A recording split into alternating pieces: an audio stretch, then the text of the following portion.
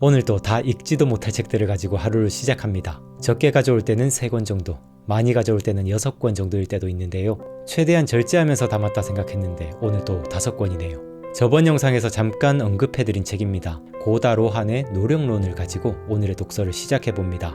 저는 독서한 지 10년 정도가 되었는데 그동안 독서하면서 알게 된 게 있어요. 근래의 독서가 현재 내 생각의 알고리즘에 영향을 끼친다는 것입니다. 유튜브 알고리즘과 비슷해요. 현재 내가 하고 있는 생각의 알고리즘은 최근 15일 동안 내가 읽은 책의 평균값이 되더라고요. 독서를 꾸준히 하게 되면 예전에 읽은 책들은 깊은 무의식 속으로 가라앉고요. 최근에 읽은 책들이 제 의식의 표면에서 활동을 하는 거예요. 예를 들어 지금 읽고 있는 책처럼 운명이 아니라 노력이 중요하다는 걸 강조하는 책들을 많이 읽게 되면 역시 내 노력이 중요하지. 노력하자, 행동하자 라는 생각이 일상에서 계속 작동하는 걸 느낍니다.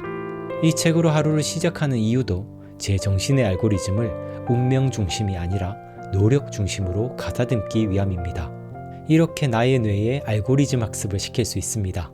그리고 이것을 더 집중적으로 시도해 볼 수 있는 방법 하나를 소개해 드리자면요. 자신의 인생 주제를 하나 정해서 못 박아두는 거예요. 그리고 그 주제에 관련된 책 한 권은 최소한 15일이 끝나기 전에는 언제나 독서를 해주는 것입니다. 이 책 같은 경우는 아마 최근 제 영상을 보신 분들은 아시겠지만 보름 이내에 여러 영상에서 등장한 적이 있어요. 계속 제 곁에 붙어 있었다는 뜻입니다. 그 이유는 제가 워낙 여러 책을 나누어서 읽고 있기 때문도 있지만 문학이라는 주제를 제 인생의 테마로 삼고 있기 때문입니다. 언젠가 좋은 문학 평론가가 되고 싶기도 하고 또 기회가 된다면 저만의 성장 철학을 담은 판타지 소설을 쓰고 싶은 꿈이 있어요. 문학 평론가의 꿈은 10년 이내에, 판타지 소설은 20년 이내에 이뤄보고 싶습니다. 그래서 제 꿈을 잊지 않기 위해서라도 꾸준히 관련 책들을 읽으면서 문학에 대한 담론들이 제 정신 속에서 살아있도록 만들려고 하는 거예요. 여러분들도 분명 여러분들만의 꿈을 가지고 계시겠죠. 그 꿈을 단순히 내면에만 품지 마시고요. 나의 꿈을 계속 상기하게 해주고 관련 지식을 보충해주는 책을 지근거리에 두는 것도 꼭 실천해 보시면 좋겠어요. 꿈이라는 것도 사실은 신기루처럼 보일 듯 하다가 사라지는 속성이 있어서 조금만 정신을 놔버리면 흐릿해져 버리거든요. 우리의 꿈을 내 정신의 알고리즘에서 멀어지지 않도록 만드는 게 중요할 것 같아요. 이번 책은 로자의 한국문학 수업입니다. 여성 작가 편과 남성 작가 편 2권으로 나눠져 있는데요. 2권 다 구매해서 읽고 있고요. 며칠 전까지 절반가량 읽고 있던 와중이었습니다.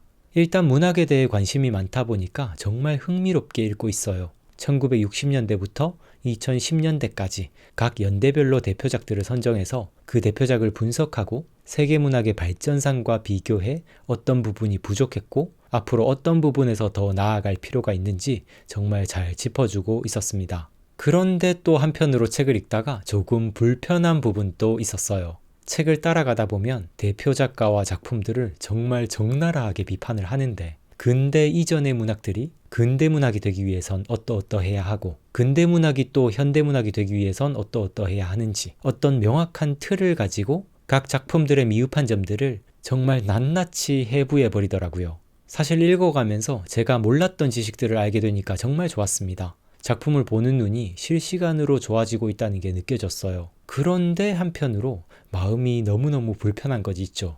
제가 좋아했던 작품들을 어떤 세계문학의 기준 틀과 비교해서 어떤 부분은 부족했다, 어떤 부분은 아직 멀었다 이렇게 조금은 가혹할 정도로 비평을 해버리니까 마음이 아프더라고요. 사실 작가님들이 자신의 삶의 어떤 한순간에서 자신의 경험과 지혜를 모두 쏟아 넣어서 만든 정말 소중한 작품들이잖아요. 그걸 어떤 소설은 어떠해야 한다라는 기준점을 갖다 대고 이게 부족하다, 저게 부족하다 하는 게 과연 문학을 대하는 좋은 태도일까? 이런 생각도 들었습니다.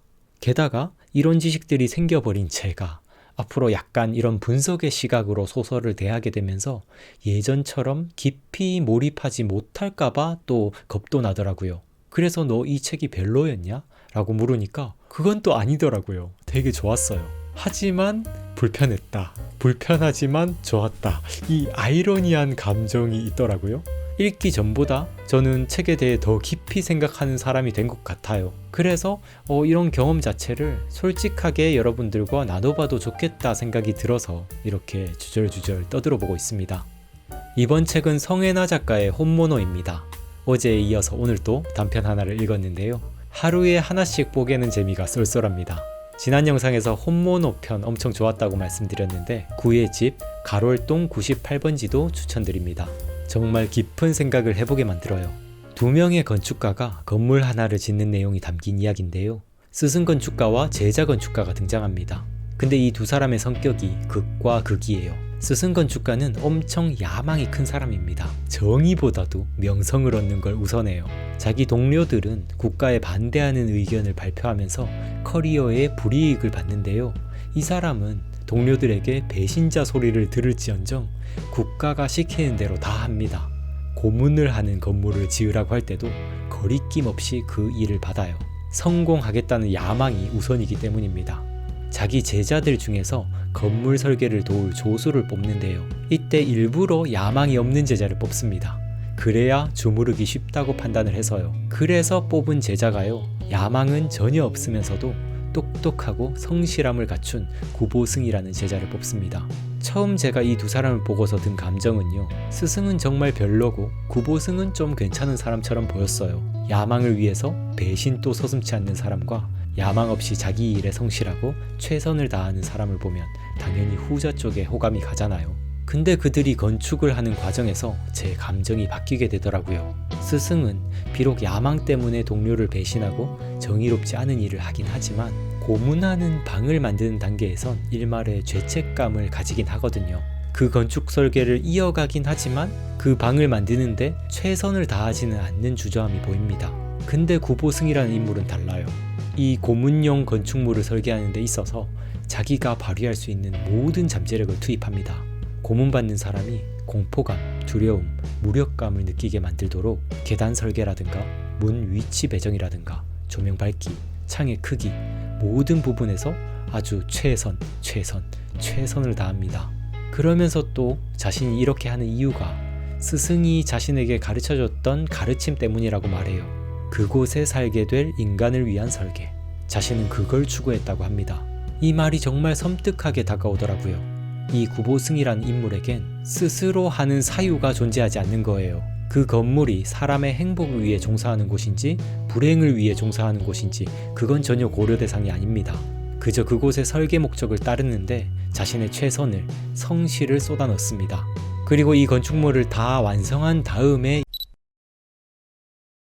이 구보승이라는 인물이 나머지 삶을 살아가는 모습을 보면 매우 평범하게 살아가는 모습을 보이거든요. 이 부분도 정말 섬뜩하더라고요. 그 장면을 보면서 한나 아렌트의 악의 평범성이라는 용어가 떠오르면서요. 스스로 질문을 던지지 않으면서 주어진 임무에 정말 성실하게 최선을 다해서 사는 게 얼마나 무서운 결과를 만들 수 있는지를 생각해보게 되었습니다. 그리고 저에게도 한 가지 질문이 남았어요. 제가 하고 있는 영상 창작과 글쓰기, 이것도 하나의 건축이라고 생각을 하는데요. 저는 제 영상과 글을 읽어주시는 독자님들을 위해서 이 활동을 하고 있다고 생각하거든요. 그런데 과연 제가 누군가의 행복을 위해 창작하고 있는지, 아니면 행복을 드리겠다고 겉은 내세우고 있지만 단순히 저의 이득을 위해서 가머니설을 떨고 누군가의 삶에 불행을 가중시키는 영상이나 글을 만들고 있지는 않은지 질문을 던져보게 되었습니다. 인간을 위해 일하고 있다는 것 밑에 인간을 위한다는 것이 무엇인가? 라는 질문이 언제나 내 안에 살아있어야겠다는 생각을 해보게 되었어요. 그리고 마지막 책.